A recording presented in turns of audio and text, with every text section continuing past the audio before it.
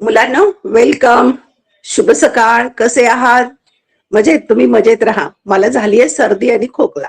Normal आहे, पण आवाज थोडासा खराब येतोय. ऍडजस्ट करून घ्या. समजतंय ना पण? आवाज येतोय तुम्हाला? हो स्पष्ट कळतंय का? हो. येतोय मॅडम. हा, ओके. चला, आपण अभ्यासाला सुरुवात करूया. आपण विषय घेतलेला आहे अभ्यासाला अर्थशास्त्र, इयत्ता 11वी. आणि यामधील प्रकरण क्रमांक आपलं चालू आहे 6वं, भारतातील लोकसंख्या. यापूर्वी या प्रकरणावर 2 व्हिडिओ लेक्चर आपले झालेले आहेत. मोठे टॉपिक घेतले आपण, पण ते थोडंसं आठवून पाहूया आपण काय काय अभ्यासलेलं आहे तिथे, ते पुन्हा एकदा पाहूया. प्रस्तावनेमध्ये आपण अभ्यासलेलं होतं की भारत हा विकसनशील देश आहे आणि विकासाचा दर, देशाच्या आर्थिक विकासाचा दर हा संख्यात्मक आणि गुणात्मक वृद्धीवर अवलंबून असतो. लोकसंख्या, राष्ट्रीय उत्पन्न आणि दरडोई उत्पन्नानुसार त्याचं मापन केलं जातं. भारताची जनगणना 2011 झाली होती. त्यानुसार भारताची लोकसंख्या 121.02 कोटी होती. चीनचा प्रथम क्रमांक जगामध्ये लोकसंख्येत आणि भारताचा दुसरा क्रमांक लागतो. हे माहिती आहे तुम्हाला, आपण घेतलेलं आहे हे.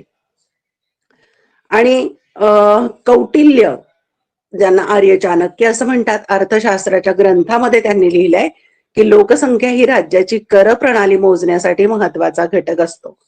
भारताची पहिली जनगणना 1872 मध्ये झालेली होती आणि 11 जुलै 1987 संपूर्ण जगाची लोकसंख्या 500 कोटी होती. म्हणून 11 जुलै हा जागतिक लोकसंख्या दिन साजरा केला जातो.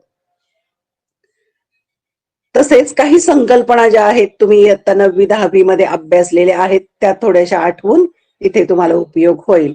आता लोकसंख्या वाढीमध्ये भारतात कसा बदल होत गेलाय, लोकसंख्या कशी वाढत गेली आहे, त्याचा एक तक्ता घेतला होता आपण. 1911 ते 2011 पर्यंतचा हा कालखंड घेतला होता आणि या काळात लोकसंख्या कशी वाढली ते पाहिलं. आणि 1921 पासून लोकसंख्या कशी वाढत गेलेली आहे, वाढत वाढत वाढत गेलेली आहे, त्याचा आढावा घेतला आपण. आणि यावरून 1921 ला महाविभाजनाचे वर्ष असं म्हणतात. लोकसंख्या वाढीचे जे टप्पे, अवस्था, त्याचे सिद्धांतही पाहिले. लोकसंख्येचे अल्प घट होते 1911 ते 1921 मध्ये, थोडी वाढ झाली. नंतर 1921 ला महाविभाजनाचं वर्ष म्हणतात. नंतर 1931 ते 41 मध्ये वृद्धी दर 1 ते 1.3 इतका थोडासा वाढलेला आहे. नंतर लोकसंख्येमध्ये थोडी वाढ झाली 1951च्या पुढे. आणि शेवटचा टप्पा 1971 ते 2001 मध्ये लोकसंख्येचा तर विस्फोट झालेला आहे. अणुबॉम्बचा स्फोट जसा होतो तसा स्फोट झालेला आहे. लोकसंख्या वृद्धी दरामध्ये घट झालेली आहे 2001 ते 2011च्या कालखंडामध्ये 1.9 ते 1.4 इतकी घट झालेली आहे. आता लोकसंख्या वाढीचे आपण 2 सिद्धांतही अभ्यासले आहेत. पहिला सिद्धांत होता माल्थसचा लोकसंख्या वाढीचा सिद्धांत. त्यांनी 1798 मध्ये मांडला. An essay on the principle of population या ग्रंथामध्ये सिद्धांत मांडला 1803 मध्ये. यामध्ये सुधारित आवृत्तीमध्ये काही उपाय सुचवले आणि सिद्धांतही मांडला. अतिशय महत्वाचा सिद्धांत मांडलेला आहे त्यांनी. लोकसंख्या भूमितीय गतीने वाढते, म्हणजे 2, 4, 8, 16 अशा पटीमध्ये. आणि अन्नधान्याचा पुरवठा मात्र 1, 2, 3 अशा गतीने वाढतो. म्हणजे लोकसंख्या वाढीचा वेग जास्त आणि अन्नधान्य वाढीचा वेग कमी, असा लोकसंख्येचा सिद्धांत, लोकसंख्येच्या संदर्भात त्यांनी सिद्धांत मांडलेला आहे. आणि लोकसंख्या वाढी संबंधीच्या 3 संकल्पना महत्वाच्या आहेत. जन्मदर, मृत्यूदर आणि जीवित प्रमाण दर या संकल्पना मागच्या लेक्चरमध्ये झालेल्या आहेत. दुसरा सिद्धांत अभ्यासला आपण लोकसंख्या संक्रमणाचा. A.J. Coal, A.M. हुअर यांचा. लोकसंख्या वाढ आणि निम्न उत्पन्न देशातील आर्थिक विकास या पुस्तकात त्यांनी मांडलेला आहे. त्यांनी 3 अवस्था सांगितलेल्या आहेत लोकसंख्या वाढीच्या संदर्भामध्ये, की 3 अवस्थांच्या मधून कोणताही देश जात असतो. देश आर्थिक दृष्ट्या जसा प्रगत होतो, लोकसंख्या 3 टप्प्यातून जाते. त्यातला पहिला टप्पा जो आहे लोकसंख्येमध्ये घटता दर, म्हणजे जन्माचं आणि मृत्यूचं प्रमाण सारखंच असतं. जेवढे जन्माला येतात तेवढे मरतात, म्हणजेच काय, लोकसंख्येत भर पडत नाही. हा पहिला टप्पा असतो. दुसरा टप्पा असतो लोकसंख्येतला वाढता दर, की इथे जन्मणारे असतात जास्त पण मरणारे होतात कमी. त्यामुळे लोकसंख्येत भर पडत जाते आणि ते विकसनशील देश या टप्प्यामध्ये येतात. भारत पण इथेच होता. पण आता मात्र भारताची वाटचाल तिसऱ्या टप्प्याकडे सुरू झालेली आहे. तिसऱ्या टप्प्यामध्ये कमी आणि स्थिर लोकसंख्या म्हणजे काय, तर जन्मणारे पण कमी होतात आणि मृत्यूदरही कमी होतो. म्हणजे जन्म व मृत्यू दरामध्ये घट झाली. ते विकसित देश या टप्प्यात येतात. भारत या गटामध्ये किंवा या अवस्थेमध्ये लवकरच जाईल.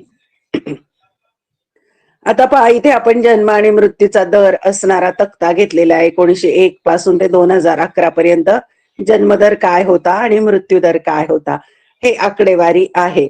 आणि यावरून एक तक्ता काढलेला होता. लोकसंख्या संक्रमणाच्या सिद्धांताचा तक्ता आहे. भारतातील जन्म व मृत्यूदराचे प्रमाण.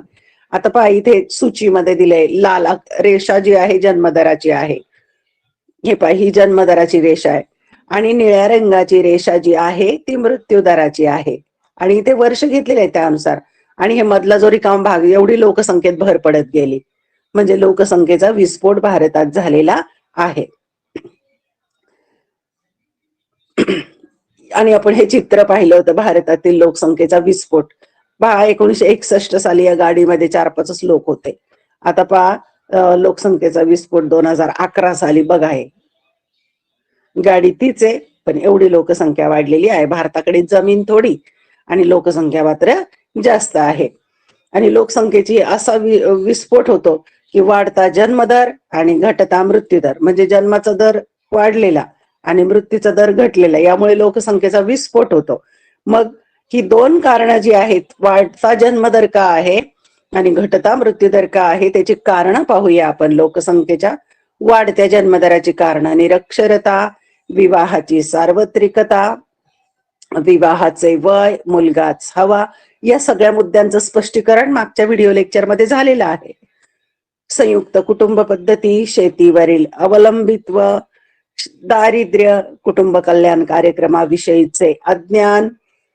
नंतर आपण या संकल्पनाही समजून घेतल्या. न्यूनतम लोकसंख्या म्हणजे कमीत कमी लोकसंख्या. नंतर अधिकतम लोकसंख्या म्हणजे लोकसंख्या वाढ नैसर्गिक साधनांपेक्षा जास्त. आणि पर्याप्त लोकसंख्या, याचा अर्थ लोकसंख्या वाढ आणि उपलब्ध नैसर्गिक साधनं समान असतात.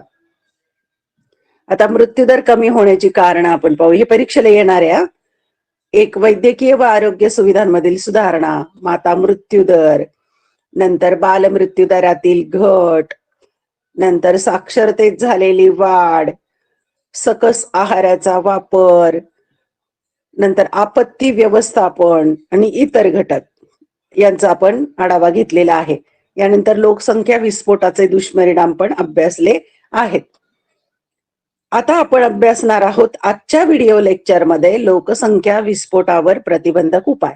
आजचं लेक्चर आपलं इथून सुरू होतंय. मागचं आपण जे घेतलंय ते आढावा होता या प्रकरणाचा. लक्षात आलंय? लोकसंख्या विस्फोटावर प्रतिबंधक उपाय. मग काय उपाय करायचे? लोकसंख्या वाढलेली आहे, मग त्याच्यावर उपाय काय काय करायचे ते आपण पाहूया. लोकसंख्येतील विस्फोट या समस्येवर खालील उपाय सुचवलेले आहेत. त्यातला पहिला उपाय आहे आर्थिक उपाय. आर्थिक दृष्टीने काय उपाययोजना करता येईल? आर्थिक उपायांमुळे लोकांच्या राहणीमानाचा दर्जा वाढून लोकसंख्येतील वाढ रोखली जाऊ शकते. म्हणजे लोकांच्या राहणीमानाचा दर्जा चांगला झाला की मुलांची संख्या नियंत्रित केली जाते, म्हणजे लोकसंख्या वाढ रोखली जाऊ शकते.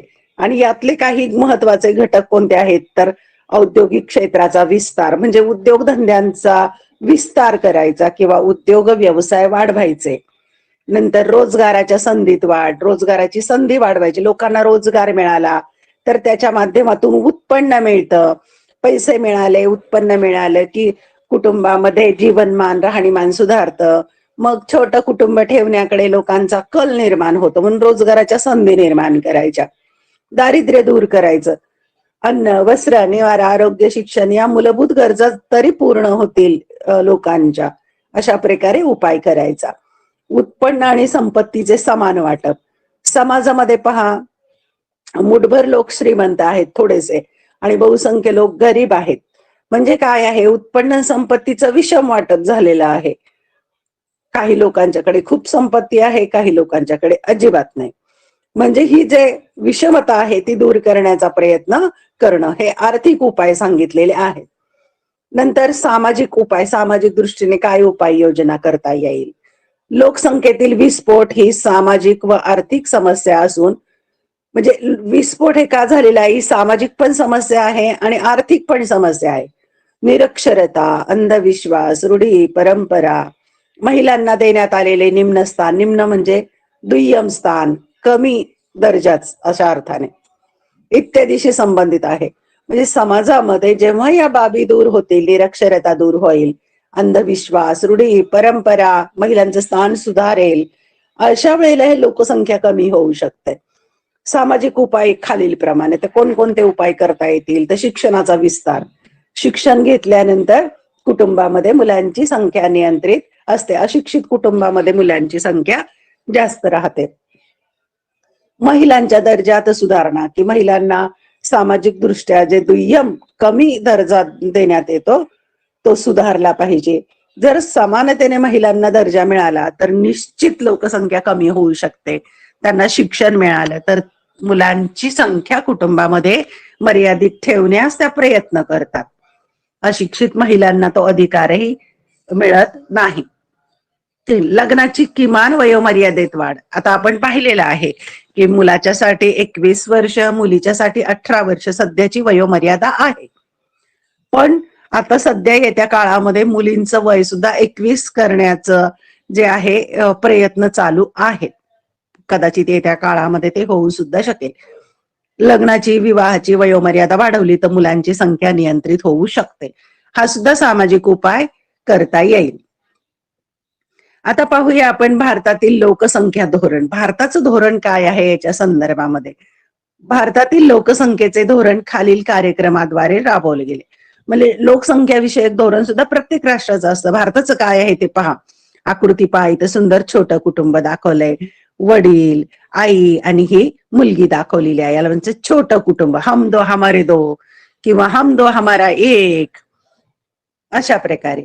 पाहू आता सरकारने यासाठी काय उपाययोजना केलेल्या आहेत. त्यातली पहिली उपाययोजना आहे कुटुंब नियोजन कार्यक्रम. कुटुंबाचं नियोजन करणं, कुटुंब नियोजन कार्यक्रम. जन्मदर कमी करण्याच्या उद्देशाने 1952 मध्ये हा कार्यक्रम सुरू करण्यात आला. हे साल लक्षात ठेवा, वस्तुनिष्ठ प्रश्न येतो इथे. 1952 मध्ये हा कार्यक्रम सुरू करण्यात आलेला आहे. जन्मदर कमी ठेवायचा, की मुलं जन्माला कमी घालायची. कुटुंब नियोजन म्हणजे नियोजित पालकत्व. पालक व्हायचंय पण नियोजन करून. पहा आजच्या काळामध्ये मुला मुलींचे उशिरा विवाह होत आहेत आणि त्यातही त्यांना नियोजन करतात की किती वयामध्ये आपल्याला मूल झालं पाहिजे, आपण करिअर करायचं, पैसे कमवायचे, स्थिर व्हायचं, आर्थिक दृष्ट्या स्वावलंबी व्हायचं आणि मग मुलांना जन्माला घालायचं. अशा प्रकारे नियोजन करून ते पालक बनतात. हा एक उपाय असून संतती नियमनाबाबत निर्णय घेऊन पालक होण्याची संधी घेता येते. म्हणजे आपण पालक केव्हा व्हायचंय, आपल्याला मूल केव्हा जन्माला घालायचंय, हा निर्णय ते आता घेऊ शकतात. लोकांमध्ये जागरूकतेचा अभाव. लोकांमध्ये जागरूकता नाहीये. लोकांना वाटतं मुलं जास्त असणं म्हणजे आपल्याला चांगलीच गोष्ट आहे, कमाई करायला हातभार लागेल, पण खरं तसं नसतं. धार्मिक गैरसमज, सरकारचे अस्थिर धोरण. धार्मिक गैरसमज म्हणजे काही धर्मामध्ये कुटुंब नियोजनाची शस्त्रक्रिया करणं किंवा मुलं न होण्याचा बंद करणं, यावर बंधन नाहीये. अशा प्रकारे काही धर्मामध्ये अशा प्रकारचा समज सुद्धा आहे. सरकारचं देखील अस्थिर धोरण आहे. यामुळे कुटुंब नियोजन कार्यक्रम यशस्वी झाला नाही. हे लक्षात घ्या. हे कुटुंब नियोजन कार्यक्रम यशस्वी झालेला नाहीये भारतामध्ये. म्हणूनच आज आपण 121 कोटीपेक्षा जास्त झालेलो आहोत. अशा प्रकारे सरकार प्रयत्न करतंय पण त्याला मात्र अपयश येतं किंवा आलेलं आहे असं आपण म्हणूया. दुसरा उपाय केलेला आहे कुटुंब कल्याण कार्यक्रम. पहा नाव, कुटुंब नियोजन संपला, आता काय आहे कुटुंब कल्याण. 1979 मध्ये नियोजन कार्यक्रमाचे नामांतरण कुटुंब कल्याण कार्यक्रम असे करण्यात आले. म्हणजे कार्यक्रम तोच आहे कुटुंब नियोजनाचाच, पण त्याचं नाव काय झालेलं आहे कुटुंब कल्याण कार्यक्रम. असं नामांतरण म्हणजे नाव बदललं 1979 ला. लक्षात. या कार्यक्रमाअंतर्गत कुटुंब नियोजनाच्या सेवा, माता बालक आरोग्य व आहार सुविधा उपलब्ध करून देण्यात आल्या. म्हणजे ग्रामीण स्तरावर सुद्धा कुटुंब नियोजनाच्या ज्या सुविधा असतील, साधनं असतील, ती उपलब्ध करून दिली प्राथमिक आरोग्य केंद्रांच्या मार्फत. माता आणि बालकांचं आरोग्य सुधारावं म्हणून.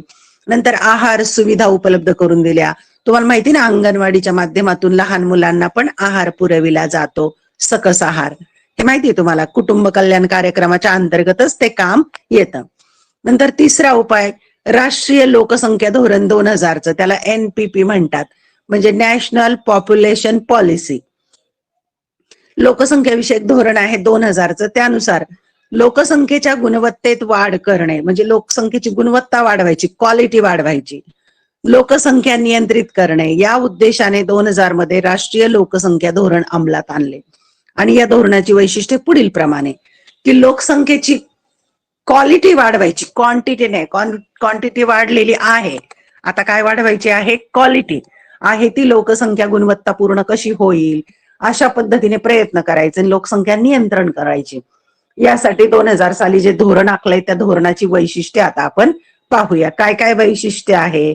एक, 14 वर्ष वयापर्यंत मोफत व सक्तीचे प्राथमिक शिक्षण उपलब्ध करून देणे. हे तुम्हाला माहितीये, 14 वयापर्यंत मोफत शिक्षण आहे आणि सक्तीचं आहे शिक्षण. 2, दर 1000 बालकांमध्ये बालमृत्यू दर 30 इतका कमी करणे. आता तो 47 होता, तो किती करायचा, 30. म्हणजे 1000 बालकांमागे बालमृत्यू, 1000 बालक जन्माला आली तर 30च मरतील, 47 नाही. पूर्वी 47 प्रमाण होतं, ते कमी करायचं 30 इतका, म्हणजे बालमृत्यू, जन्माला येणारे मुलं मरता कामा नयेत. नंतर तिसरं, प्रसूती दरम्यान 1,00,000 माता मृत्यू दर 100 इतका कमी करणे, म्हणजे प्रसूतीच्या वेळेला ज्या माता मरतात त्याचं प्रमाण सुद्धा कमी करणं. 4, मुलांसाठी रोग प्रतिबंधक लसीकरणाचे सार्वत्रिकीकरण करणं. मुलांच्यासाठी लसीकरण ज्या वेगवेगळ्या आजारावर उपलब्ध आहेत त्याचं लसीकरण करणे. आत्ताच या कोरोनाच्या संदर्भात, कोविडच्या संदर्भात तुमचं लसीकरण झालं ना, कोवॅक्सिन मिळालं की नाही तुम्हाला, ते सुद्धा हा सरकारचाच उपाय आहे, आले लक्षामध्ये. आणि ते पण मोफत मुलांना अशा लसी दिल्या जातात. 5, मुलींचे विवाहाचे वय 18 पूर्वीचे नसावे, म्हणजे आता 18 आहे, ते वाढणार आहे सध्या पुढे. शक्यतो 20 वर्षानंतर विवाह केले जावे, शक्यतो 20 वर्षानंतर मुलींचा विवाह केले जावं. हा पण हे 2000चं लोकसंख्या विषयक जे धोरण आहे त्यानुसारच पुढे प्रयत्न होणार आहेत. आता 21 वय होऊ शकतं मुलीचं सुद्धा. 6, रोग प्रतिबंध व नियंत्रण करणे, वेगवेगळ्या रोगांचा प्रतिबंध करणं, नियंत्रित करणं. 7, 2045 पर्यंत लोकसंख्या वाढीचा दर स्थिर ठेवणं. आता लोकसंख्या वाढीचा जो दर आहे तो स्थिर राहील असा प्रयत्न करणं, वाढ होणार नाही याची काळजी घेणं. अशा प्रकारे सरकार लोकसंख्या विषयक जे धोरण आहे 2000चं त्यानुसार प्रयत्न करणार आहे. आता सगळ्यात महत्वाची गोष्ट अशी आहे की लोकसंख्या एक मानवी संसाधन म्हणजे संपत्ती आहे. मनुष्य ही एक संपत्ती आहे, प्रत्येक देशाचा नागरिक त्या देशाची संपत्ती आहे. पाहूया आपण माहिती प्रस्तावनेत. लोकसंख्या हा राष्ट्राचा मौलिक स्रोत आहे. खरं तर बाकीची संसाधने किती असली आणि कर्तबगार मनुष्य नसलं किंवा मानवच नसला काम करायला तर काहीच उपयोग नाहीये त्या संपत्तीचा, बाकी इतर संपत्तीचा. नैसर्गिक देणगी ही तेव्हाच महत्वाची असते जेव्हा ती लोकांना खऱ्या अर्थाने उपयुक्त ठरते. म्हणजे एखाद्या राष्ट्रामध्ये नैसर्गिक साधन संपत्ती भरपूर आहे, पण तिचा उपयोग करण्यासाठी जर मानव संपत्तीच नसेल, मनुष्यच नसेल, तर ती काहीच उपयोगाची नाहीये. म्हणजे लोकसंख्या सर्वात महत्वाचा घटक आहे. उत्पादक लोकसंख्येमुळेच ती संसाधन ठरते.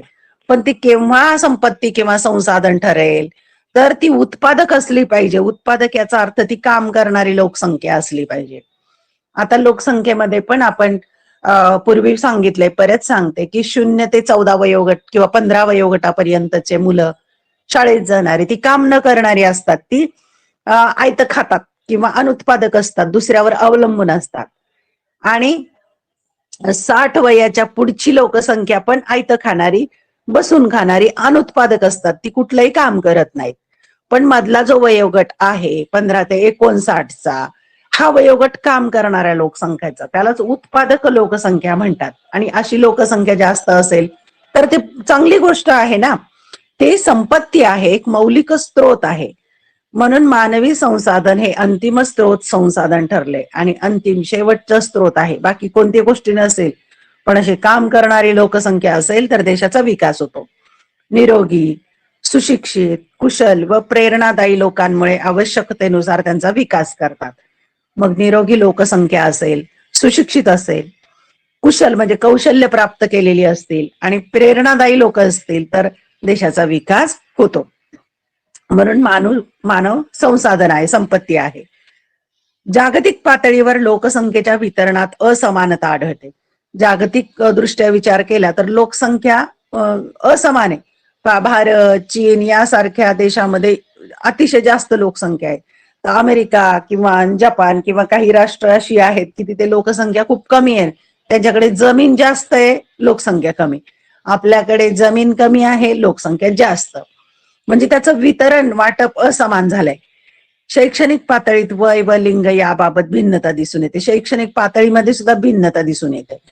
त्यांची वैशिष्ट्ये देखील सतत बदलत असतात. संयुक्त राष्ट्र विकास कार्यक्रमाअंतर्गत, त्याला UNDP म्हणतात, संयुक्त राष्ट्र युनायटेड नेशन्स डेव्हलपमेंट प्रोग्राम, 1990 मध्ये मानव विकासाची संकल्पना मांडली आणि पाकिस्तानचे एक अर्थशास्त्रज्ञ होते, त्यांनी ती संकल्पना मांडलेली आहे मानव विकासाची. 1990 मध्ये मानव विकास ही संकल्पना मांडलेली आहे युनोने. मानव विकासात आर्थिक, सामाजिक, सांस्कृतिक व राजकीय निवडीचा विचार केला जातो की माणसाला, प्रत्येक व्यक्तीला आर्थिक दृष्ट्या, सामाजिक दृष्ट्या, सांस्कृतिक दृष्ट्या, राजकीय दृष्ट्या निवड करता आली पाहिजे, त्याला तेवढ्या संधी मिळाल्या पाहिजेत. तसेच समृद्ध मानवी जीवन ही समाजाची खरी संपत्ती. माणसाला चांगलं, माणसाने माणसासारखं जीवन जगता आलं पाहिजे, समृद्ध सुखी जीवन त्याला जगता आलं पाहिजे आणि त्याची समाजाची खरी संपत्ती आहे याचा विचार केला जातो. या मानव विकासामध्ये या गोष्टीचा विचार केला जातो. आता पाहूया आर्थिक विकासामध्ये मानवी संसाधनाची भूमिका काय आहे. मग आर्थिक विकासामध्ये या मानवाची काय भूमिका आहे, या मानवी संपत्तीची काय भूमिका आहे, काय कार्य आहे. एक, आर्थिक विकास अंतिम असून आर्थिक विकास हे शेवटचं ध्येय आहे. आर्थिक वृद्धीद्वारे तो प्राप्त होतो. म्हणजे आधी आर्थिक वृद्धी होते आणि नंतर आर्थिक विकास होतो. आर्थिक वृद्धीतून मग आर्थिक विकासाकडे जायचं असतं. म्हणजे आर्थिक वृद्धी म्हटलं तर ती संख्यात्मक आहे आणि आर्थिक विकास म्हटलं तर गुणात्मक आहे. हा फरक आपण पहिल्या प्रकरणात अभ्यासलाय. त्यामुळे मानवी परिस्थिती सुधारण्यास मदत होते. आर्थिक विकास झाला म्हणजे माणसाची परिस्थिती, मानवाची परिस्थिती सुधारते. 2, मानवी विकासाचे योगदान समाजातील नागरी अडथळे कमी करणे व राजकीय स्थैर्य आणणे हे आहे. मानवी विकास काय करतो, नागरिक मनुष्याला जीवन जगण्यामध्ये अडथळे येत नाही ते कमी करायचे, राजकीय स्थैर्य सुद्धा निर्माण होतं. 3, मानवी विकास केवळ उत्पन्नातील निवडी विस्तारणे नसून, म्हणजे फक्त त्याला उत्पन्न मिळवण्यासाठी निवड करता यावी एवढं नसून, मानवी विकासाचे आर्थिक, सामाजिक, सांस्कृतिक, राजकीय सर्व पैलू पूर्ण करणे. म्हणजे मानवाला या सगळ्या गोष्टी मिळाल्या पाहिजेत. आर्थिक दृष्ट्या, सामाजिक दृष्ट्या, सांस्कृतिक दृष्ट्या, राजकीय दृष्ट्या तो समाधानी झाला पाहिजे. वेगवेगळ्या बाजूने त्याचा विकास झाला पाहिजे. 4, मानवी विकास शैक्षणिक सुविधांमुळे प्राप्त होतो. शिक्षणाच्या सुविधा मिळाल्या पाहिजेत लोकांना. त्यामुळे महिलांमध्ये साक्षरता दर वाढवणे, महिलांचा साक्षरता दर, शिक्षण मिळालं पाहिजे महिलांना. जन्मदर कमी करणे, जन्माला येणाऱ्यांची संख्या कमी करणं.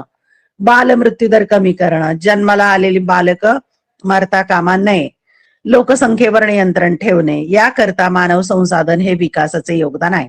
म्हणजे मानवाचा विकास झाला की या गोष्टी सगळ्या नियंत्रित होऊ शकतात. 5, मानवी संसाधनाच्या विकासामुळे आयुर्मान व साक्षरता दर यामध्ये सुधारणा होते. मानवी म्हणजे माणसाचा विकास झाल्यानंतर त्याचं आयुर्मान सुधारतं, आयुष्य वाढतं, त्याचं दीर्घायुष्य होत होतो.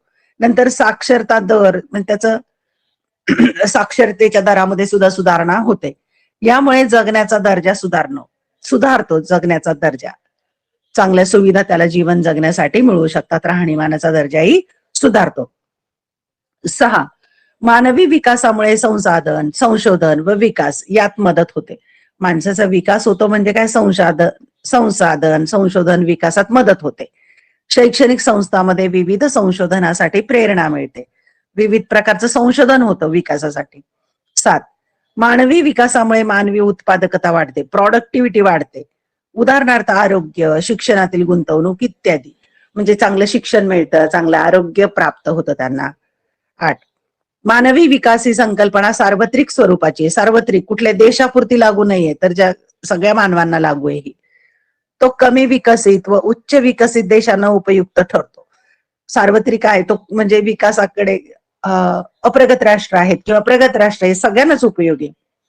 थोडक्यात मानवी विकासामुळे पूर्ण समाज बदलतो. पूर्ण समाजाचा बदल होण्यास मानवी विकास सहाय्यभूत ठरतो. आता तुम्हाला माहित आहे का, लोकसंख्या शिक्षणाच्या संदर्भात माहिती घेऊ. मानवी संसाधन विकासासाठी लोकसंख्या शिक्षण हे अनिवार्य आहे. आता या मानवी विकास कधी होईल, तर शिक्षण आवश्यक आहे लोकसंख्येच्या संदर्भात. युनेस्कोच्या मते, युनेस्कोने काय म्हटलंय ते पाहू. याचे ध्येय फक्त लोकसंख्येबद्दल जागरूकता निर्माण करणे नसून, म्हणजे लोकसंख्येबद्दल जागरूकता निर्माण करायची एवढंच ध्येय नसून, लोकसंख्येची काळजी घेण्याबरोबरच संख्यात्मक आणि गुणात्मक विकासक्षम मूल्य आणि दृष्टिकोन हेही आहे.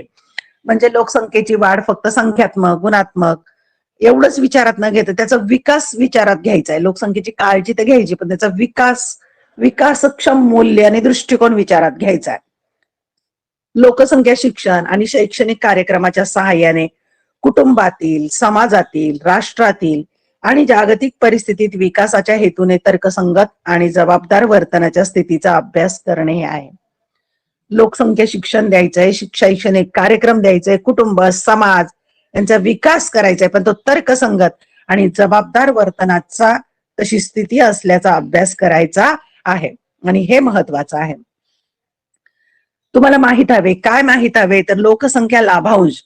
लोकसंख्या लाभांश, लाभांश म्हणजे प्रॉफिट, फायदा अशा अर्थाने. हे भारतातील स्पर्धात्मक फायद्यासाठी आहे. लोकसंख्या लाभांश तेव्हा मिळतात जेव्हा उत्पादक लोकसंख्येचे प्रमाण एकूण लोकसंख्येत जास्त असते. उत्पादक लोकसंख्या याचा अर्थ काम करणारी लोकसंख्या जास्त असेल तर लोकसंख्येत, म्हणजे तो फायदाच आहे. भारताचा तर तसा फायदाच आहे की भारतामध्ये तरुणाईची संख्या जास्त आहे. अर्थव्यवस्थेच्या वृद्धीसाठी जास्तीत जास्त लोकांना उत्पादनक्षम बनवणे निर्देशित करते, म्हणून लोकसंख्या लाभांश म्हणतात. म्हणजे लोकसंख्या किती आहे, ती कशी आहे, या सगळ्या बाबी महत्वाच्या आहेत. लोकसंख्येमध्ये उत्पादक काम करणारी लोकसंख्या जास्त असल्यास उत्पादन क्षमता वाढते आणि देशाचा विकास होतो. धन्यवाद मुलांना. व्हिडिओ लेक्चर जर आवडला तर युट्यूबला जाऊन नक्की पहा, कारण सर्व व्हिडिओ लेक्चर रेकॉर्ड करून पुन्हा पुन्हा पाहण्याची सुविधा मी तुम्हाला उपलब्ध करून दिलेली. बाय बाय मुलांना.